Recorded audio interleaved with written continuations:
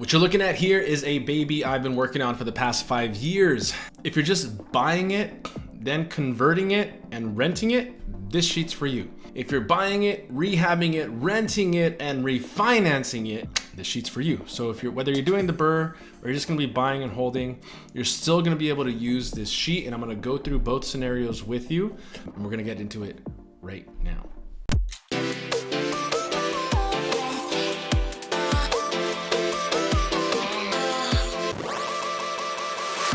Okay, cool. From the top, only fill in light blue cells. Everything in gray and white, you don't need to touch.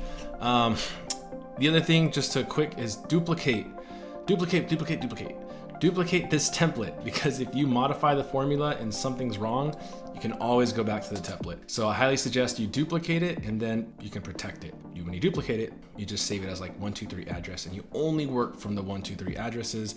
You have a new property you're gonna analyze, duplicate, boom, easy, then rename that 789 address. Let's get into it. So we got a deal. Let's say we bought it for 200 grand, or we're gonna buy it for 200 grand. The ARV is 340.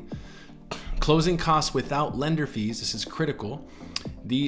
All these are gonna have little notes in there. These are closing costs that would exist with or without a lender.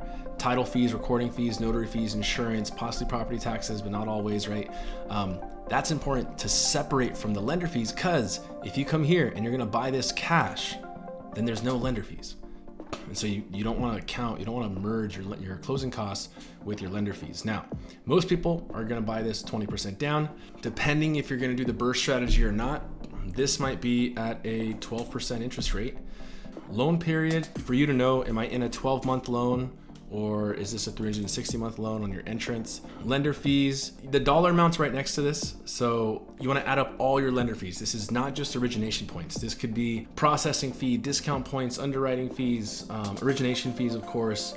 You just wanna make sure this number is adding up to whatever the term sheet that you get is. Those are all your lender fees. You add them all together. Seller credits, if there's any seller credits, you go ahead and put that in there. And then this is an invoice authorization or a Morby method if you're gonna get money back after closing. That's critical. Seller credits gets applied to your closing cost. Invoice authorization in the Morby method does not get applied to your closing cost. You still have to actually close with all of your money down payment. Then after closing, you get money back, right? That's kind of how that works. If you don't know what this is, I should have a link to download a deeper strategy guide on what an invoice authorization or Morby method is, and so this should be maybe in one of the links below in the description, so you guys can go ahead and click that. All right, we got rehab costs down below. Right before we go there, on the right side, loan principal. This is going to take into account purchase loan plus rehab loan. So for example, 80% of 200,000 is 160,000. And so you'll see here that this is gonna be 160,000 plus 85,000. That's how you get to 245,000. We're assuming that this person is taking out the full 85,000 at the time of closing.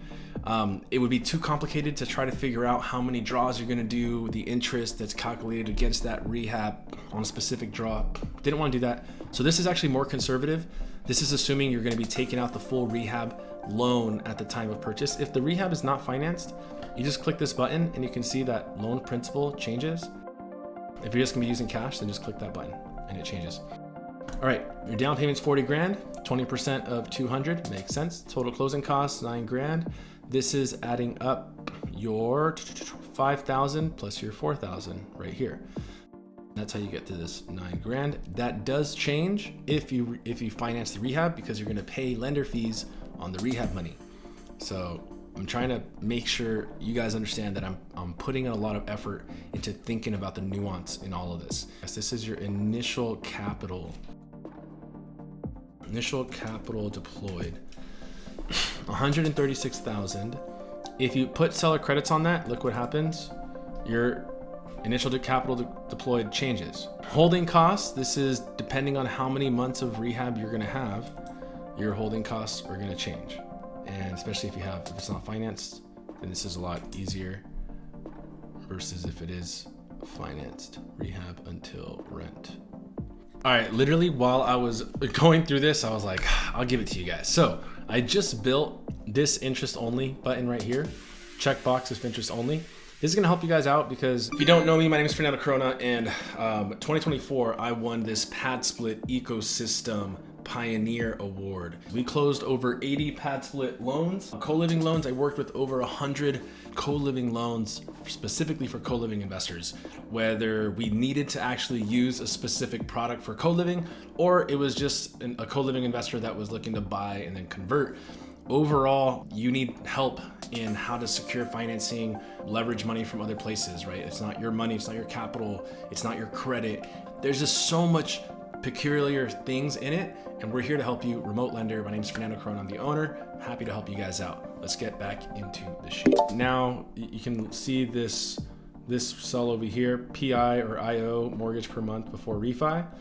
So right now when it's unchecked, this is principal and interest. When it's checked, this is just interest only. Okay, how do I double check my work?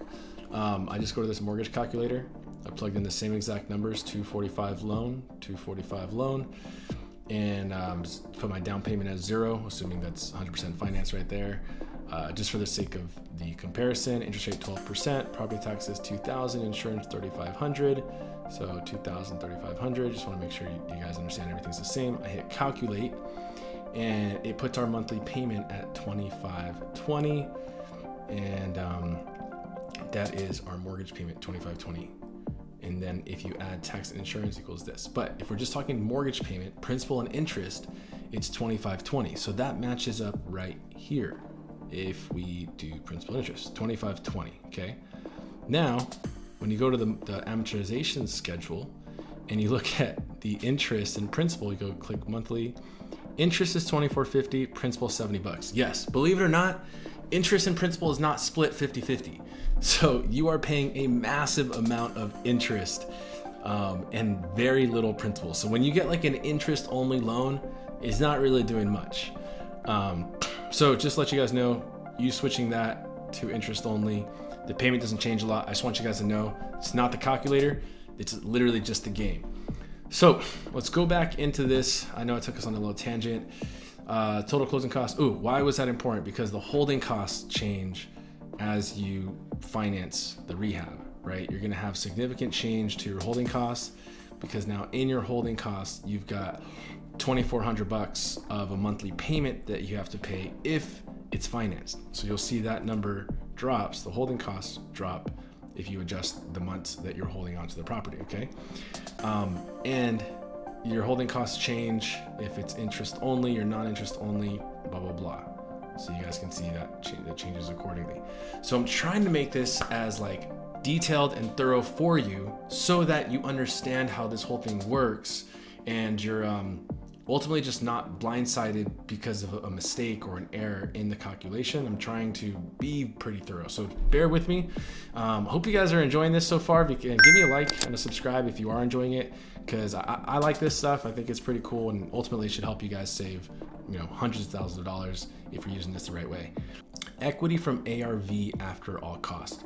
This is an important number to just take a look. Like, after you buy it and after your rehab and after your holding costs and your closing costs and all that stuff, like how much equity is even in the deal after all the fees? We're not talking like you're buying it for 200, ARV's 340, there's $140,000 of equity. No, that's not how it works. You're also not buying it for 200, adding $85,000 into it, so it's 285. So that's like $60,000 of equity or $55,000 of equity. Also not true because you got closing costs and holding costs and blah, blah, blah. So this equity, what is left after purchase, costs, rehab, blah, blah, blah, right? Like how much equity is even in the deal after all that stuff? That's what this is going to give you. Potential equity percentage. A lot of people are thinking like, hey, we at least want, I don't know, this number to be 15 or 20. I mean, if you want a perfect BRRRR, this number should be probably closer to 25%, because then you can do 75%, refi, 25% equity in the deal, get all your money out, bada bing, bada boom. Cash left in deal using the IA or Morby method.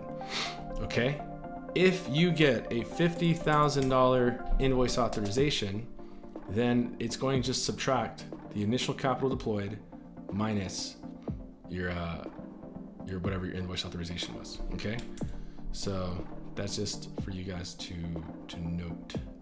Initial capital deployed, this takes into consideration your down payment, your closing costs, and your holding costs, as well as your rehab costs. So if it's got all of that in there, that's the initial capital that you're deploying into this deal.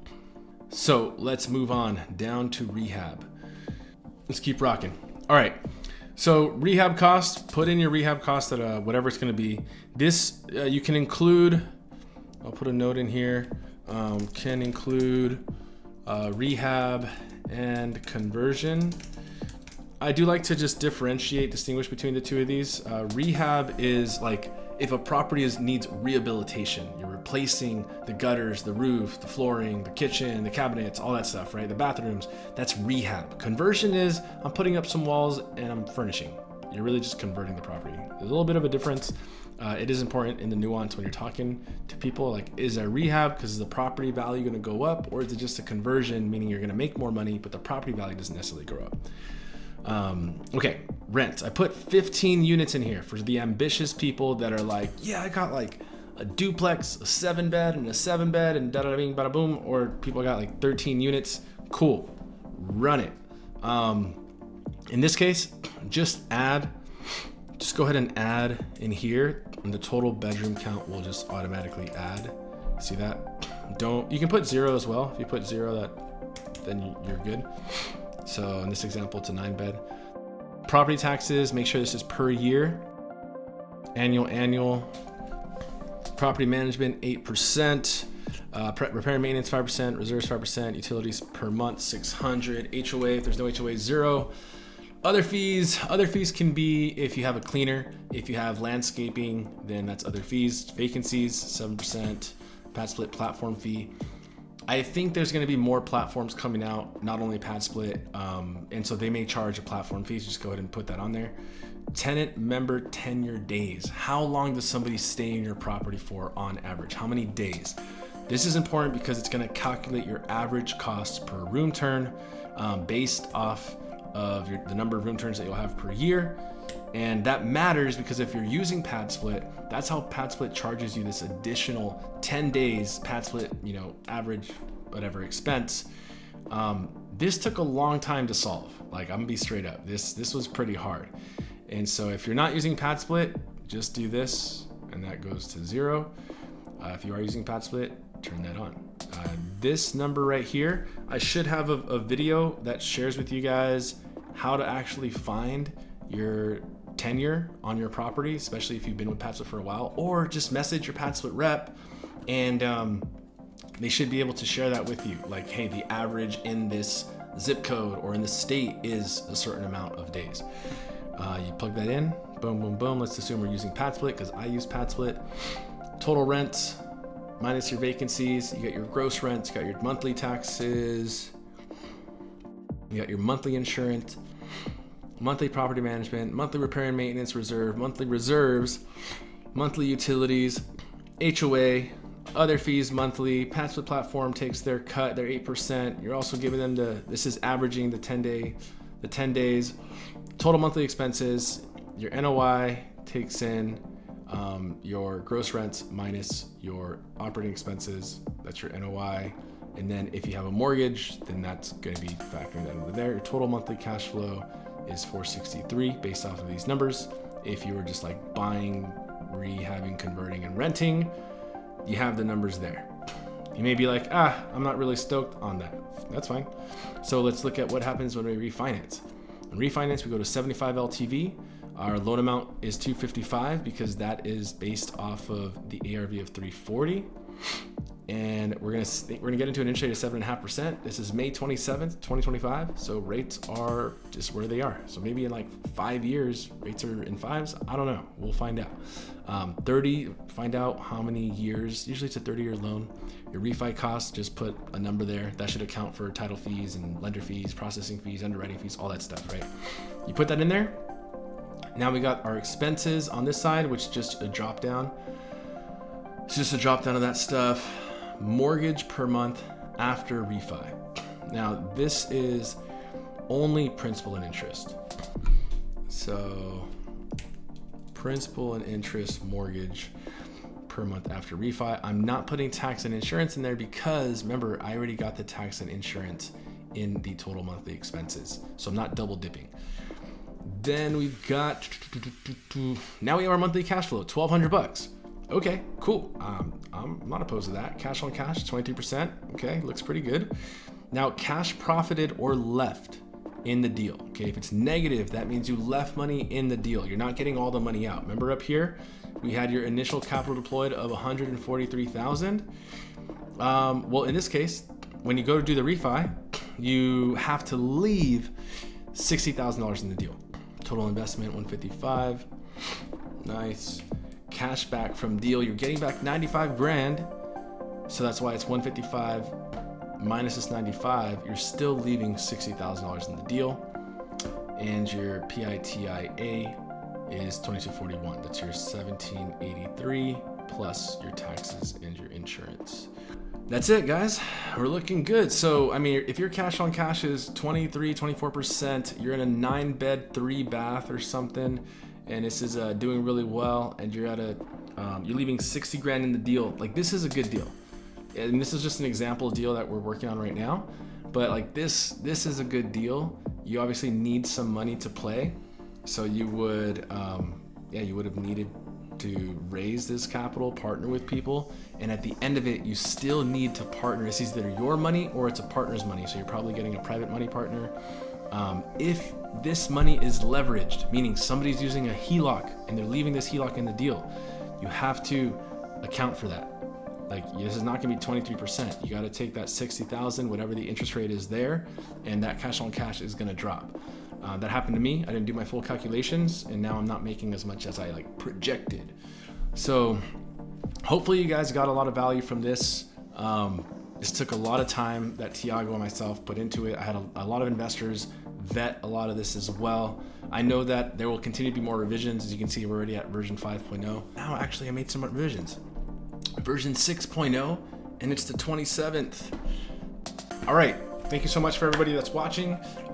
Reach out, info@myremotelender.com, or just go to myremotelender.com and you can, reach out to us there. There's a phone number, company phone number that you can reach out to, and looking forward to helping all of you on your co-living or PadSplit journey. Peace.